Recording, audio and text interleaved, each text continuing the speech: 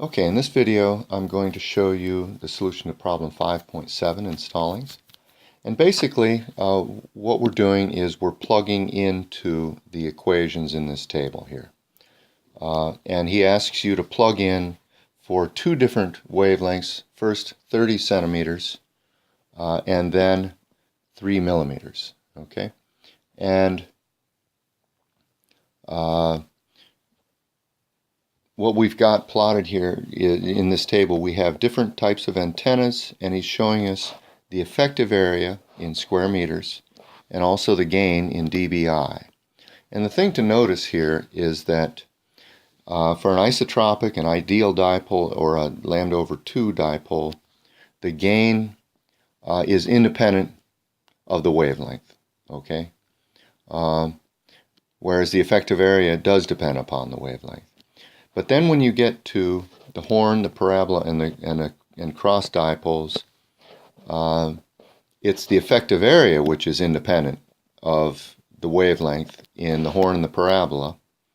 I guess on the cross dipoles it's similar to the dipole case up above. In any case, for the horn and the parabola, because the gathering power of the antenna is geometrically determined by the size of the horn or the size of the parabolic dish, the effective area depends just on the area of the dish or the horn, and so the effective area is then independent of wavelength, and that causes the gain to go as 1 over lambda squared. Okay, so basically we're just going to plug into this, and you're going to see my solutions are a little bit messy here because at one point, for example, here I'm plugging in for the effective area for the case of 30 centimeters, okay? And I'm doing isotropic here, I'm doing the ideal dipole here, I'm doing the lambda over 2 dipole, then the horn, the parabola, and the cross dipoles.